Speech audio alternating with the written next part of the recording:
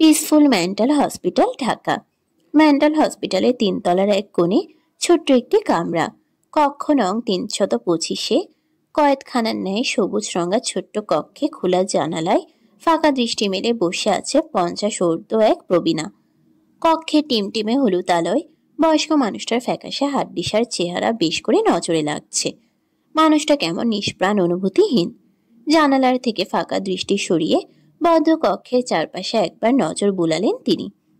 সবুজ দেয়ালে জল দাগের উপস্থিতি চোখে লাগছে। মসৃণ দেয়াল থেকে খসে যাচ্ছে চটচটে রং সমেত সিমেন্টের প্রলেপ। এলোমেলো অগোছালো কক্ষ, আর চারপাশে ধুলার আস্তরণ। দেয়ালে থাকা ঘড়িতে নজর বুলাই সে। ঘড়ির কাঁটা কবে থেমে গিয়েছে তার হিসেব কেউ রাখেনি। অবশ্য পাগল মানুষের আবার সময় নিয়ে কিসের এত মাতামাতি। পুরো কক্ষ পরখ করে বিছানায় সযত্নে পড়ে থাকা ডাইনোসরের আকৃতির ছোট খেলনার প্রতি নজর দিল সে। চট করে উঠে গিয়ে সেই খেলনা বুকে জড়িয়ে বিড়বিড় করে বলল, এটা রাজের, এটা কাউকে দেব না আমি, রাজ কানবে। কথাগুলো বলে তুলো আর মকমলে তৈরি ডাইনোসর বুকে চেপে ধরলেন তিনি।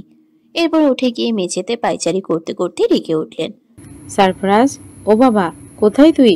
ভাত খাবি না? খাবার যে ঠান্ডা হয়ে যায়। ও পাশ থেকে বোধে উত্তর আসে, সারফরাজ ভাত খাবে না। মানুষটা ছেলের খাদ্য অনীহায় কপাল কুচকায়। সে কল্পনায় প্লেট ভর্তি ভাত নেয়, সাথে নেয় সারফরাজের পছন্দের ঝাল ঝাল গরুর মাংস।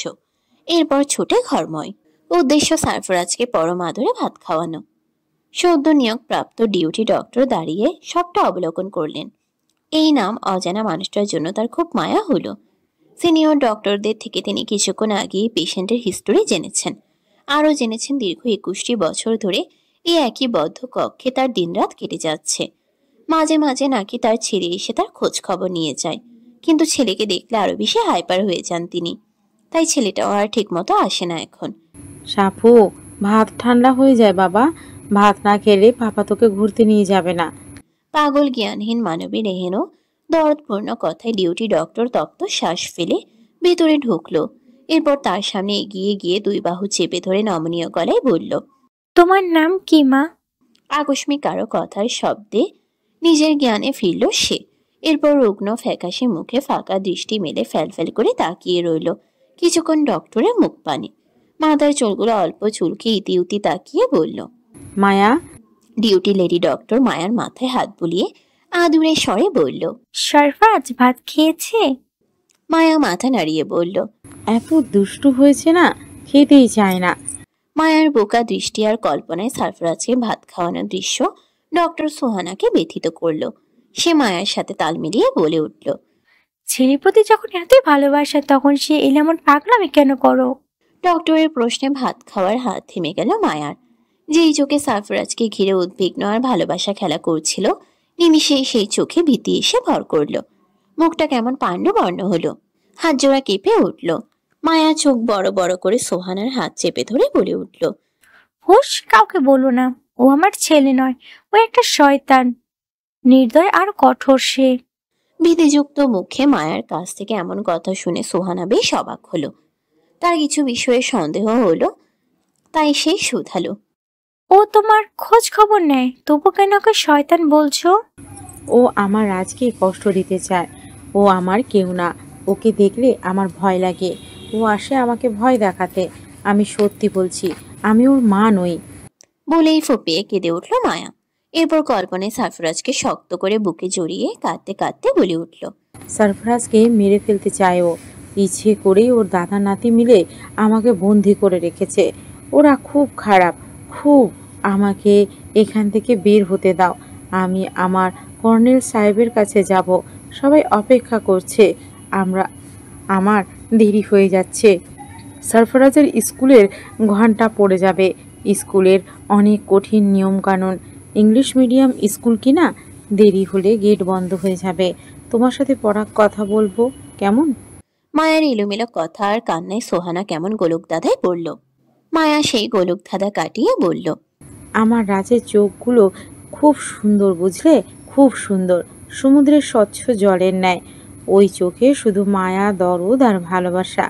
আর যে ছেলেটা এখানে আসে, ওর চোখে কোনো ভালোবাসা নেই, সব কেমন ক্রূরতা আর রহস্য। হিংস্রতায় ভরা এই ভয়ানক চোখ দুটো। সোহানা মায়ার কথা একটাও ফেলল না, সব মনে গেঁথে রাখলো। পাগল মানেই যে সবসময় আবল তাবল বকে তা নয়। মায়ার চোখ মুখে বলে দিচ্ছে সে সত্যি বলছে।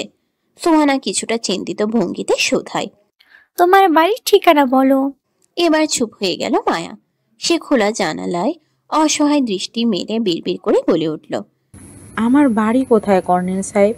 সোহানা যতটুকু বুঝলো এই মায়া কোনো আর্মি অফিসারের স্ত্রী, কিন্তু একজন অফিসারের স্ত্রী কিভাবে পাগল হয়ে এ পর্যন্ত এলো তার কিচ্ছুটি সোহানার মাথায় ঢুকলো না। এমন সময় একজন অ্যাসিস্ট্যান্ট এসে ডেকে উঠল ডক্টর সোহানাকে। ম্যাডাম, ওনার ছেলে এসেছে ওনাকে দেখতে। কথাটি শুনেই মায়া সোহানার হাত খামচে ধরে কানের কাছে ফিসফিস করে বলে উঠল, please not go, he is not my son, he is all devil. এবার সোহানার কাছে সবটা পরিষ্কার হলো। মায়া যে কোনো সাধারণ পাগল নয় এটা চতুর সোহানা এক নিমিষেই বুঝে গেল। তাই অ্যাসিস্ট্যান্টকে আদেশ দিল। ওনাকে নিয়ে আসনি? অ্যাসিস্ট্যান্ট কাছু মাছু করে বলল, উনি একা দেখা করতে চান তার মায়ের সাথে। অ্যাসিস্ট্যান্টের কথা শেষ হতে না হতেই হসপিটাল পরিচারক মাহিদ সারোয়ার এলেন এবং তার সাথে এলো প্রায় 6 ফুট উচ্চতার সুদর্শন এক যুবক। ফর্মাল প্যান্ট অনন্য সৌন্দর্য ছড়াচ্ছে। যুবকের গায়ের শার্ট আর কালো ফর্মাল প্যান্ট অনন্য সৌন্দর্য ছড়াচ্ছে, কিন্তু সেই সৌন্দর্য সোহানার চোখ ধাঁধালো না। চোখ দুটো আসলেই হিংস্র ঠেকল। সোহানা এক পলক মায়ার মুখের দিকে তাকালো। কেমন ভয় আর অসহায়ত্ব এসে জেঁকে বসলো শুকনো মুখ জুড়ে। হসপিটালের পরিচালক মাহেশ সারোয়ার শক্ত গলায় বলে উঠল, আপনি বাইরে আসুন ডক্টর, ওনাদের মা ছেলেকে কথা বলতে দিন। কিন্তু মায়া সোহানার হাত চেপে ধরে অসহায় গলায় বলে উঠল। নিরুপায় সোহানা আমতা আমতা করে পরিচালকের উদ্দেশ্যে বলে উঠল, স্যার, পেশেন্ট আমাকে ছাড়তে চাইছে না। মাহিদ সারোয়ার কিছু বলবার আগেই আগত ছেলেটি ভরাট গম্ভীর গলায় বলে উঠল, আপনি যেতে পারেন ডক্টর। আমি আমার মায়ের সাথে পার্সোনালি কিছুটা টাইম এক্সপেন্ড করতে চাই। আশা করি আপনি বুঝতে পেরেছেন। সোহানা বলার মতো কিছু খুঁজে পেল না। সোহানা কক্ষ ত্যাগ করার উদ্দেশ্যে পা বাড়াতেই মায়া কেঁদে চিৎকার করে বলে উঠল, ও আমার ছেলে নয়, ও শয়তান। ও আমার সারফরাজকে মেরে ফেলতে চায়। এই হৃদয়হীন পশুর কাছে আমাকে একা ফেলে তোমরা কেউ যেও না। কিন্তু অসহায় মায়ার চিৎকার কারো হৃদয়ে মায়া সৃষ্টি করল না। নিরুপায় হয়ে সোহানা মাথা নিচু করে কক্ষ ছেড়ে বেরিয়ে গেল। কিন্তু মস্তিষ্ক জুড়ে চলতে লাগলো নানাবিধ দুশ্চিন্তা। সকলেই চলে যেতেই যুবক তাচ্ছিল বাঁকা হেসে কক্ষে প্রবেশ করল। যুবকের চোখের দিকে তাকিয়ে মায়া ভয়ে কুঁকড়ে গেল। যুবক বাঁকা হেসে বলে উঠল, খুব ভয় লাগছে ফুপো। দেখলে পাগলের কথার কোনো দাম নেই এই নিষ্ঠুর ধরায়। তাই যত নিশ্চুপ থাকবে ততই মঙ্গল। কথাটি বলে মায়ার কাঁধে হাত রাখলো যুবক। মায়া আরেকটু ভয়ে সিটিয়ে নিভু গলায় বলল, আমার সারফরাজ একদিন ঠিক নিতে আসবে আমাকে। ওই দিন তুই কোথায় পালাবি? যুবক এই কথায় কিটকিটিয়ে হেসে উঠল, যেন খুব মজার জোকস শুনল সে। মায়া সে হাসি দেখে জড়সড় হয়ে হাঁটু ভাঁজ করে বসে অন্যত্র দৃষ্টি সরিয়ে বিড়বিড় করে বলল, সরফরাজ আসবে। হ্যাঁ, সরফরাজ আসবে। ওই দিন কারো রক্ষা থাকবে না। চারপাশে আগুন চলবে। কর্নেল সাহেবের সন্তান সে। আগুনের ন্যায় উত্তপ্ত রক্ত প্রবাহিত হচ্ছে ওর শরীরে। সাহসী বাপের সন্তানও অন্যায়ের সাথে আপোষ কখনোই করবে না সে। মায়ার বিড়বিড় শুনে ঝুঁকে যুবক হিসিয়ে বলে উঠল, তোমাকে দিয়েই তোমার ছেলেকে কবজা করব ফুপো। তোমার ছেলে হন্যে হয়ে খুঁজে চলেছে তোমাকে, কিন্তু আমার হাত থেকে এত সহজে নিস্তার মিলবে না তোমার। এই রুদ্ররাজকে হারাতে হলে লাশের স্তূপ মারাতে হবে। সেই দম কি আছে তোমার ছেলের? লাশের কথা শুনে ভয়ে থরথর করে কেঁপে উঠল মায়া। সহসায় উত্তেজিত হয়ে টেবিলের উপর পড়ে থাকা স্টিলের বাটি চট করে হাতে নিয়ে আঘাত করতে চাইল রুদ্রকে, কিন্তু ক্ষিপ্ত রুদ্র শক্ত হাতে চেপে ধরল মায়ার হাত। এরপর রক্তহীন দৃষ্টি নিয়ে মায়ার চোখে চোখ রেখে দাঁতে দাঁত পিষে বলে উঠল, তোমার বাপ নিজেই কারাবাস দিয়েছে তোমাকে। এখান থেকে তোমার মুক্তি নেই। আজ এই বন্ধুকে ঢুকে এই পাগলা গারদে পচে মরবে তুমি, আর তোমার ছেলেকে রাস্তার কুকুরের মতো মারবো আমি, বুঝলে? মেঘের শাড়ি আকাশ জুড়ে খেলা করছে। ভারী বাতাস এসে একবার সেই মেঘমালা সরিয়ে নিচ্ছে, আবার কোথা থেকে যেন মেঘ এসে চারপাশ অন্ধকার করে দিচ্ছে। নিজের রিডিং রুমের চেয়ারে বসে বসে আকাশের পাহাড়ি খেলা দেখে চলেছে রূপকথা। কিছুক্ষণ পর ন্যালি এলো, হাতে ধোঁয়া ওঠা কফির মগ। রূপকথার পানে কফি এগিয়ে বলে উঠল, সারাদিন একবারও ঘর ছেড়ে বের হলি না, কারণ কি? এখনো এই ছেলের কথাগুলো নিয়ে আপসেট হয়ে আছিস? কফি মগ টেনে নিয়ে রূপকথা বলে উঠল। না, এমনি ভালো লাগছে না। নালি কফিতে ছোট চুমুক দিয়ে বলল, কাল থেকে ক্লাস শুরু, সেই প্রিপারেশন নে। যেহেতু মানুষটা যাচ্ছে না তোর সাথে সেরকম সম্পর্ক রাখতে, সেহেতু তুই জোর করে জেদ ধরে কিছু করিস না, নয়তো পরে পস্তাবি। রূপকথা বাইরের পানে তাকিয়ে আনমনে জবাব দিল, ওর কাছে গেলে আমি আত্মিক প্রশান্তি পাই নেলি। মনটা বড্ড বেহায়া, কিছু শুনতে চায় না। ভেবেছিলাম এতগুলো বছর পর আমাকে দেখে খুশি হবে সারফরাজ, কিন্তু আমার ধারণা পুরোটাই ভুল। আমার উপস্থিতি বিরক্ত করে তাকে। কথাগুলো বলে তাচ্ছিল্য হাসল রূপকথা।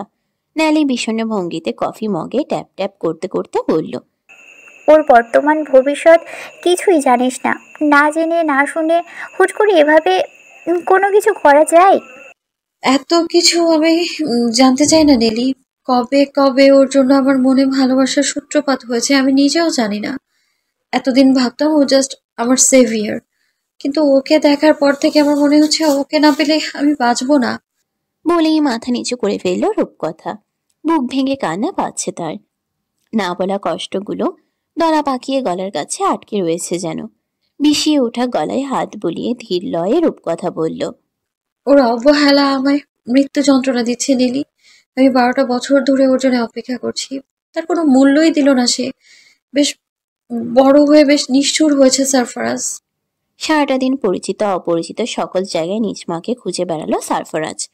অভিরূপকে দিয়ে থানায় পর্যন্ত রিপোর্ট করালো, কোথাও কোনো হদিস পাওয়া গেল না। সন্ধ্যার সূর্য যখন পশ্চিম আকাশে হেলে পড়ল, ঠিক তখন ক্লান্ত এলোমেলো ভঙ্গিতে বাড়ি ফিরে এলো সারফরাজ। ধীর পায়ে সিঁড়ি ডিঙ্গিয়ে শার্টের বোতাম খুলতে খুলতে নিজ বেডরুমে এলো। গায়ের ঘামে ভেজা শার্ট মেঝেতে ছুঁড়ে মেরে ধপ করে বিছানায় শুয়ে পড়ল। এরপর মাথার পেছনে 2 হাত রেখে ছাদের উল্টো পিঠে সিক্ত নজর বুলিয়ে সারফরাজ বলে উঠল, তুমি কোথায় আম্মু? এবারও কি খালি হাতে ফিরতে হবে আমাকে? এত যন্ত্রণা কেন বিধাতা আমার কপালে লিখে রেখেছে? আমার জন্মই কি তবে পাপ?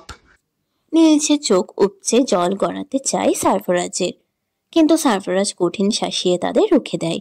এরপর উঠে বসে বিছানা থেকে সারাদিনের ক্লান্তি দূর করতে চলে যায় শাওয়ার নিতে। শীতল জল ধরা কি পারবে শরীর আর মনের সমস্ত ক্লান্তি গ্লানি ধুয়ে মুছে দিতে? রাত 9টার দিকে অভিরূপ এলো। স্বেচ্ছায় আসেনি, সারফরাজের কল্পে এসেছে। সঙ্গে এনেছে বিদেশি দামি ড্রিঙ্কস। সারফরাজ চেয়েছে যখন মন মেজাজ বিক্ষিপ্ত থাকে তখন নিজেকে শান্ত করার জন্য এই অ্যালকোহলকেই বেছে নেয় সারফরাজ। অভিরূপ যখন সারফরাজের কক্ষে এলো তখন খোলা আকাশে দৃষ্টি মেলে বারান্দার ডিভানে এক ধ্যানে বসেছিল সারফরাজ। হাতের ড্রিঙ্কসের কাচের বোতল ছোট কর্নার টেবিলে রেখে গলা খাকারি দিল অভি। অভির গলার স্বর শুনে নড়ে চড়ে উঠল সারফরাজ। এরপর হাত বাড়িয়ে বলল, দে। অভিরূপ বোতল এগিয়ে দিতেই দাঁত দিয়েই ছিপি খুলে ঢকঢক করে গলায় চালান করে চোখ মুখ কুচকে ডিভানে হেলান দিল সারফরাজ। ঝাঁঝালো তিতকুটের স্বাদ মুখের সাথে অ্যাডজাস্ট হতেই পুনরায় চুমুক বসালো। অভিরূপ এহেন দৃশ্যে তপ্ত শ্বাস ফেলে বলল, আর কতদিন? আজীবন। চট করে ন্যাশাক্ত গলায় উত্তর করল সারফরাজ। এরপর পুনরায় বলে উঠল, আমার জন্মই আজন্মের পাপ অভি। লাইফ আমাকে নিয়ে কঠিন খেলছে, কখন কোথায় চেকমেট হচ্ছে আমি নিজেও জানি না। আমি শুধু গুটির মতো ঘর বদল করে দৌড়ে চলছি। অভিরূপ এক দৃষ্টিতে সারফরাজের করুণ মুখখানা দেখল। এরপর বলল, রূপকথাকে জড়িয়ে নে জীবনে, ভালো থাকবি। মেয়েটা নিখাত ভালোবাসে তোকে, ওর চোখে দেখেই এমনটাই মনে হয়েছে আমার। অভিরূপের কথাই তাচ্ছিল্য হাসল সারফরাজ। এরপর ধরা গলায় বলল, নিজের ভালো থাকার জন্য অন্যের ভালো থাকা কেড়ে নিতে বলছিস? এইটুকু ছোট বাচ্চা একটা মেয়ে, সুন্দর ভবিষ্যৎ ওর, সেই ভবিষ্যৎ নষ্ট করবার কোনো অধিকার আমার নেই। অভিরূপ আর কিছু বলল না, নিঃশব্দে উঠে দাঁড়ালো। এরপর চলে এলো ঘর ছেড়ে বাইরে। সারফরাজ একা সময় কাটাতে পছন্দ করে এমন দুঃখের মুহূর্তে। তার মতে একাকী নির্জনে দুঃখ বিলাস করা যায় গভীর করে। মাঝে মাঝে হৃদয় পোড়াতে খুব ভালো লাগে তার। অভিরূপ চলে যেতেই আরো একটা বোতল ধরলো সারফরাজ। মুহূর্তে 2টো বোতল সাবার করে একের পর এক সিগারেট ফুঁকলো।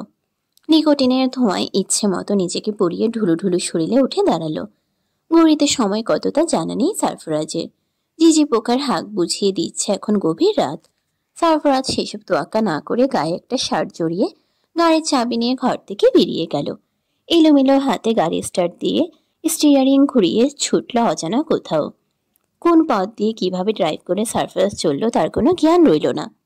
এদিকে রূপকথার অক্ষিপটে এক ফোঁটা ঘুম ধরা দিল না। অশান্ত হৃদয় নিয়ে খোলা ব্যালকনিতে এসে দাঁড়ালো। বাইরে হিমশীতল বাতাস প্রবাহিত হচ্ছে। বাতাসের তোড়ে গায়ে কাটা দিল রূপকথার। দুই হাতে নিজেকে জড়িয়ে খোলা আকাশে ফের দৃষ্টি পাতল রূপকথা। ভেতর থেকে কেমন আত্মচিৎকার ধেয়ে আসছে, কিন্তু গলা চিরে বেরোতে পারছে না। হঠাৎ গাড়ির ব্রেক কষার শব্দে সামনে দৃষ্টি স্থির করল রূপকথা। কালো রঙা রোলস রয়েস এসে থেমেছে আমজাদ হায়দারের প্রকাণ্ড বাড়ির আঙিনায়। অল্প সময়ের পর সেই গাড়ি থেকে ঢুলতে ঢুলতে নামলো সারফরাজ। আবছা আলোয় তার মুখভাব বোঝা গেল না। যখন গাড়ির হেডলাইটের সামনে এসে দাঁড়ালো সারফরাজ, তখন তার কাতর মুখশ্রী নজরে এলো। রূপকথা এক দৃষ্টিতে তাকিয়ে বোঝার চেষ্টা করলো সারফরাজের মনোভাব। গাড়ির সামনে দাঁড়িয়ে ব্যালকনির দিকে তাকিয়ে বুক চাপড়ে ঘোর লাগানো গলায় সারফরাজ উচ্চ স্বরে ডেকে বলে উঠল, বুকের এইখানটায় খুব যন্ত্রণা হচ্ছে রূপকথা। বুক পুড়ে খাঁক হয়ে যাচ্ছে। কলিজাতে কেউ আগুন ধরিয়ে দিয়েছে। একবার এইখানটায় মাথা রেখে আগুনটা নিভিয়ে দেবে। জ্বলুনি কমলেই চলে যাব, প্রমিস। ওদিক নেশায় দাঁড়িয়ে থাকতে পারছে না সারফরাজ। এদিক সেদিক খেলে পড়ে যাচ্ছে সে। তবুও নিজেকে সামলে পুনরায় বলে উঠল, নেশাটা খুব ধরেছে, কিন্তু বুকের আগুন নেভাতে পারছে না। ডেটলেস অ্যালকোহল, সব দোষই অভিটার। ওকে শাস্তি দেব পরে। আগে বলো, রাখবে এই বুকে মাথা? চলে যাচ্ছে বুড়ো বুক, খুব কষ্ট হচ্ছে, সহ্য করতে পারছি না। উপশম করবে আমার বুকের এই যন্ত্রণা? পূব আকাশে ঘন ঘন বিদ্যুৎ চমকাচ্ছে নিঃশব্দে। মেঘের ঘন কালো আস্তরণ ধীরে ধীরে জালের ন্যায় বিস্তৃতি লাভ করছে পুরো আকাশ জুড়ে। থোকা থোকা মেঘ রাশি ক্ষীণ ঝাপসা আলো বিলিয়ে দেয়া রূপলি চাঁদকে গভীর মমতায় ঢেকে দিল। মুহূর্তেই গগন কাঁপিয়ে ঝরঝর শব্দে জুড়ে গেল হিমধারা। সারফরাজ একটুও চমকালো না হঠাৎ জল স্পর্শে। সে এখনো কাতর দৃষ্টিতে তাকিয়ে রয়েছে ব্যালকনির দিকে। রূপকথা সারফরাজের ঝাপসা নীল চোখ জোড়ায় দৃষ্টি রেখে অভিমানে ঠাই দাঁড়িয়ে রয়েছে। মনে কোনো দ্বিধা সংশয় কিছুটি নেই, শুধু অল্প পরিমাণ অভিযোগ আর অনুযোগ। সারফরাজের উন্মুক্ত শক্ত বক্ষে বর্ষণধারা আশ্রে পড়ছে সমান তালে। সেগুলোর ওপর রূপকথার সামান্য ঈর্ষা হলো বোধ হয়। বাঁকা চোখে সারফরাজের লোমহীন প্রশস্ত বুকে একবার নজর বুলিয়ে বিড়বিড় করে বলে উঠল, ওই বুকে আমি আরো আগুন জ্বালিয়ে পুরো কয়লা বানিয়ে দেব। বৃষ্টির জলের সাহস কত! ঘন বৃষ্টির ঝিরে ঝিরে ধারা ভেদ করে এবার আর রূপকথার মায়াবী মুখশ্রী দেখতে পেল না সারফরাজ। নেশায় পুরো শরীর মাথা টলছে। ঝাপসা চোখে বৃষ্টির জলের পানে তাকিয়ে বুক চেপে ধরে সারফরাজ এলোমেলো গলায় বলে উঠল, শালার হৃদয়ের আগুনটা বৃষ্টির জলেও নেবে না, কি কঠিন দহন! টলতে টলতে ভেজা আঙ্গিনার ঘাসের উপর হাঁটু মুড়ে বসে গেল। এরই মাঝে বিকট শব্দে বাজ পড়ল। তাতে সারফরাজ তাচ্ছিল হেসে বলল, বুকের ভেতরের হাহাকারের আওয়াজ বাইরে পর্যন্ত তর্জন গর্জন করে শব্দ তুলছে। পাঁজরের নিচে এতই যন্ত্রণা বুঝি? সারফরাজকে পড়ে যেতে দেখে আর অভিমান করে দাঁড়িয়ে থাকতে পারল না রূপকথা। সদর দরজা খোলা, বৃষ্টির জল ঠেলে দৌড়ে এলো সারফরাজের সামনে। এরপর মিহিস্বরে ডাকলো সারফরাজ। সারফরাজ রূপকথার ডাক শুনে উপরে মাথা তুলে তাকালো। এরপর গাড়ির ফ্রন্ট বাম্পারে ভর দিয়ে উঠে দাঁড়ালো। বৃষ্টির জলে রূপকথার কাঁধ সম চুলগুলো লেপ্টে আছে। চোখ মুখ সদ্য প্রস্ফুটিত শিশির স্নানে ভেজা গোলাপের ন্যায় ঠেকল সারফরাজের কাছে। রূপকথার স্বর্গীয় রূপে মন্ত্রমুগ্ধের ন্যায় রূপকথার দিকে ঝুঁকে দাঁড়ালো সারফরাজ। এরপর দুই হাতের আঁচলায় রূপকথার কোমল মুখশ্রী ধরে কম্পিত গলায় বলল, the real princess of fairy tale. রূপকথা সারফরাজের চোখের দিকে তাকিয়ে ভারী স্বরে শুধালো, তুমি মদ খাও? সারফরাজ মাথা ঝাঁকালো। এরপর ব্যথাতুর মুখে বলে উঠল, বুকের এইখানটায় অনেক অনেক যন্ত্রণা রূপকথা। সেই যন্ত্রণা কাউকে বলা যায় না। এই যে কোটি কোটি টাকার গাড়ি, এই যে গায়ের দামি পোশাক, টাকা পয়সা, রাজত্ব, কোনো কিছুই বুকের এই যন্ত্রণা কমাতে পারে না। দগদগে হৃদয়ে খালি ছটফট করে, কেউ খোঁজ রাখে না। রূপকথার মায়া হলো সারফরাজের জন্য। সে আলগোছে সারফরাজের বুকে মাথা ছুঁয়ে শুধালো, এবার বোকার মতো অল্প হাসলো সারফরাজ। এরপর ধরা গলায় বলল, আরাম লাগছে। রূপকথা সারফরাজকে শক্ত হাতে জড়িয়ে অভিমানী গলায় বলল, কাল কষ্ট দিয়েছিলে কেন? আমি খারাপ মানুষ তাই। তুমি খারাপ? আমি মনস্টার, দৈত্য, দানব, উশৃঙ্খল পশু। রূপকথা সারফরাজের ঠোঁটে সরু আঙ্গুলি চেপে ধরে বলে উঠল। পচা কথা বলে না। ঠোঁটে রূপকথার আঙ্গুলির শীতল স্পর্শ পেয়ে কেঁপে উঠল সারফরাজ। হৃদগতি তেজ হলো 3 গুণ হারে। বুকের খাঁচা ভেঙে এই বুঝি হৃৎপিণ্ড বাইরে বেরিয়ে আসে। রূপকথার হাতের কবজিতে চেপে ধরে সারফরাজ নিঃশব্দ গলায় বলল, আমি পাপী, আমি আর মানুষ নেই। রূপকথা, আমার কাছে এসো না। পাপের তাপে তুমিও পুড়ে যাবে, জানো না? কেউ মরে পাপে, কেউ তাপে। রূপকথা শক্ত ঠোঁটে বলল। তুমি এসেছো সারফরাজ? রূপকথার চট করে করা উত্তরে অল্প বাঁকা হাসল সারফরাজ। এরপর বলল, বেশ বড় হয়ে গেছো তাই না? বড়দের মুখে মুখে কথা বলো। রূপকথা সারফরাজের বুক থেকে মাথা তুলতে চাইল। সারফরাজ ঠেসে ধরে বলে উঠল, আগুন নিভে অঙ্গার থেকে ধোঁয়া উঠছে, আর কিছু সময় পর ধোঁয়া থেমে যাবে। রূপকথা সারফরাজের পুরুষালী গন্ধ আর নিকোটিনের গন্ধে চোখ বুঝে বলে উঠল, সিগারেট ফুঁকেছো? অনেক। কেন? মাঝে মাঝে নিজেকে পোড়াতে শান্তি লাগে, কিন্তু আমার সেই শান্তি বিনষ্ট করছো তুমি, ঠিক পস্তাবে। পস্তাতে চাই আমি। বোকা মেয়ে, নিস্তার পাবে না আমার হাত থেকে। আমি নিস্তার চাই না। রিয়েলি? হ্যাঁ। সারফরাজ অবাক চোখে রূপকথাকে দেখল। এরপর বলল, সময় নাও। রূপকথা চোখ বুঝেই প্রত্যুত্তর করল, 12টা বছর সময় নয় কি? নাকি তোমার নাগাল পেতে আরো যুগ যুগের প্রতীক্ষা প্রয়োজন? সারফরাজ জবাব দিল না, শুধু বলল, আমি সত্যিই পাপী। পাপ ধুয়ে দেবার দায়িত্ব আমি নিতে চাই। সারফরাজ বুক থেকে সরিয়ে 2 কাঁধে চেপে ধরে রূপকথার চোখে চোখ রাখল। এরপর বলে উঠল, ভালোবাসা আমি বুঝি না, আমার কাছে হিংস্রতা ছাড়া আর কিছুই নেই। রূপকথা, আবেগে গা ভাসিয়ে ভুল করছো তুমি, পরে কাঁদবে। রূপকথা ধীর লয়ে বলল, সেই কান্নার জল যদি তোমার বুকের আগুন নেভাতে পারে তবে আমি আজীবন কাঁদতে রাজি।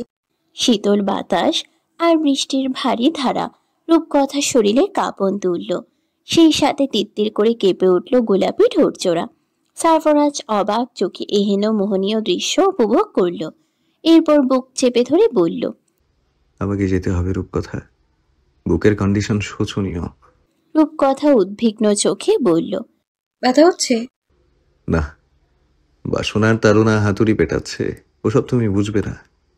বলে রূপকথাকে ফেলে গাড়িতে উঠে বসলো সারফরাজ। এরপর গাড়ি স্টার্ট দিয়ে জানালার কাজ নামিয়ে উঁচু আওয়াজে বলল, আমি মরে গেলে আমার ছায়াও কিন্তু তোমার পিছু ছাড়বে না। ভেবে চিন্তে ডিসিশন নিও, পরে কিন্তু মুক্তি পাবে না। বলে গাড়ি হাঁকালো সারফরাজ। রূপকথা ঠোঁট টিপে হেসে বলল, পাগল একটা। সারফরাজের গাড়ি দৃষ্টি সীমানা থেকে মিলিয়ে যেতেই ভেজা শরীরে পা টিপে ঘরে ঢুকে দরজা আটকে দিল রূপকথা। এরপর পা টিপে টিপে সিঁড়ি বেয়ে নিজ কক্ষে ঢুকলো। কক্ষে বিছানার উপর ন্যালিকে দেখে কিছুটা অপ্রস্তুত হলো রূপকথা। বোকা ন্যালি কেমন চতুর চোখে রূপকথার পানে তাকিয়ে আছে। রূপকথা ন্যালিকে দেখে ভয়ার্ত মুখে শুধালো, ঘুমাসনি? ন্যালি মাথা দুলিয়ে বলল, সারফরাজ এসেছিল? রূপকথা অল্প করে উত্তর দিল, প্রেমে পড়লি? জানি না। বালিশের তলায় বন্দুক রাখে ওই ছেলে। নিশ্চয়ই সাধারণ মানুষ বালিশের তলায় বন্দুক রেখে ঘুমোবে না, তাই না? নেলি ও খারাপ মানুষ, সেটা স্বীকারোক্তি দিয়েছে আমার কাছে, কিন্তু আমি ওকে ফেরাবো, তুই দেখিস। ন্যালি তপ্ত শ্বাস ছেড়ে বলে উঠল, মামা মামি কষ্ট পাবে রূপকথা, তুই ভুল পথে হাঁটতে চাইছিস। রূপকথা কোনো উত্তর না দিয়ে শুকনো কাপড় নিয়ে ওয়াশরুমে চলে গেল। চটপট কাপড় পাল্টে বেরিয়ে ন্যালিকে আগের জায়গাতেই পেল। হয়তো উত্তর শোনার আশায় অপেক্ষা করছে ন্যালি। ন্যালির ভাবভঙ্গি বুঝতে পেরে রূপকথা নিচু গলায় বলল, সারফরাজের সাথে আমার বন্ধন 1 দিন 2 দিনে নয় নেলি। ও আমার কোনো ক্ষতি করবে না এবং হতেও দেবে না। ওকে চোখ বন্ধ করে বিশ্বাস করি আমি। ন্যালি আর কথা বাড়ালো না, শুধু অবিশ্বাসের গলায় বলল, বেস্ট অফ লাক। ন্যালি চলে যেতেই দীর্ঘশ্বাস ছাড়ল রূপকথা। এরপর শীতল শরীর উষ্ণ করার উদ্দেশ্যে কাঁথা গায়ে জড়িয়ে বিড়বিড় করে বলে উঠল, তুই কি করে বুঝবি নেলি সারফরাজের বুকে আমি কতটা শান্তি পাই? ওটা যে আমার নিরাপদ আশ্রয়স্থল। বাবা মা হারানোর পর ওখানেই তো আমার বাস ছিল। সে যে আমায় আগলে নিত জানিস। সকালে বেশ দেরিতে ঘুম ভাঙল সারফরাজের। ঘুম থেকে উঠেই ফোন হাতে নিল সারফরাজ। এরপর স্ক্রিনে সময় দেখে নিল। বেলা প্রায় মধ্য দুপুর। এরপর একবার আজকের তারিখটা পরখ করল। আলগোছে হাতের ফোনটা বালিশের পাশে রেখে চোখ বুঝে শটান শুয়ে রইল কিছু সময়। এরপর পুনরায় ফোন হাতে নিয়ে অভিরূপকে মেসেজ পাঠালো।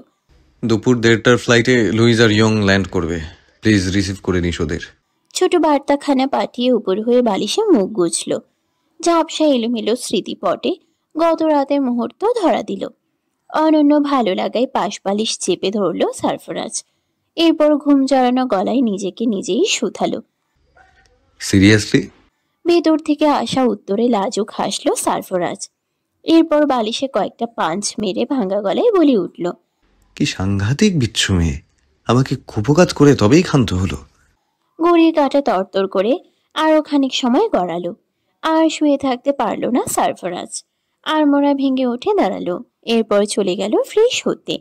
মেডিকেল কলেজের ফার্স্ট ডে ঢাকায় সকালবেলা ক্লাসে অ্যাটেন্ড করার জন্য না খেয়েই চলে এসেছে ন্যালি আর রূপকথা। দুপুরের আগেই খিদে তালগোল পাকিয়ে গেল ন্যালির।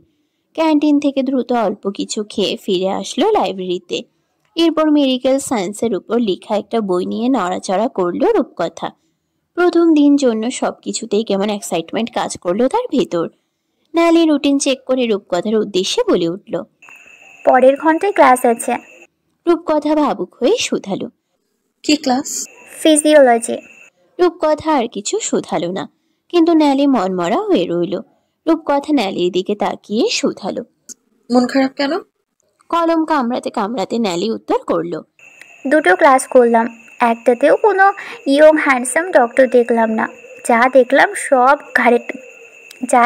সব ঘাটের মরা। অথচ গল্প উপন্যাস বা মুভিতে কি সুন্দর সুন্দর doctor lecturer.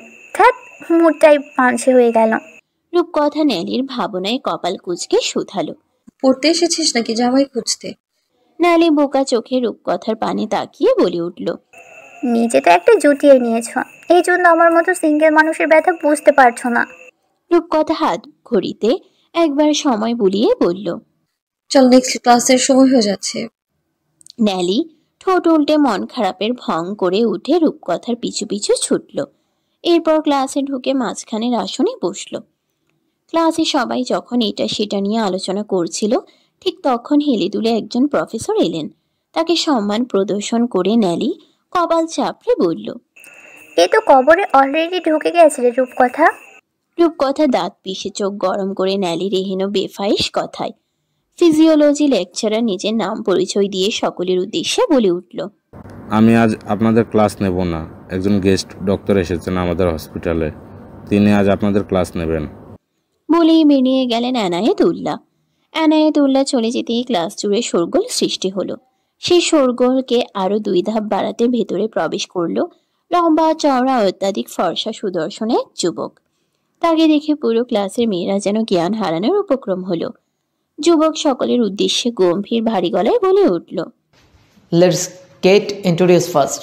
I am doctor Rudra, doctor Rudraraj Chowdhury.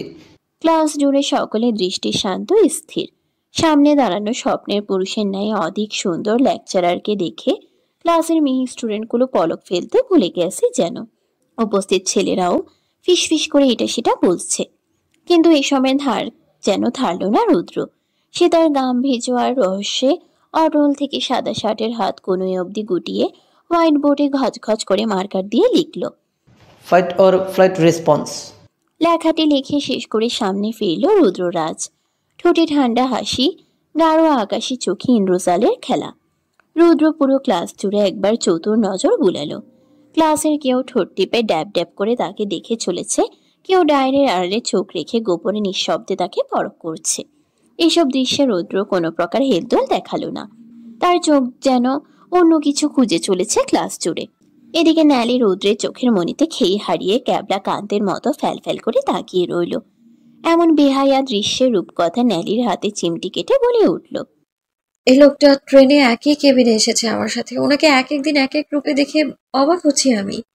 বলেই গোপনে নিজের ফোন বের করে ছবি তুলতে উদ্যত হলো, কিন্তু তার আগে ভরা ক্লাসে গম গমে আওয়াজে রুদ্র আঙ্গুলি ইশারা করে বলে উঠল,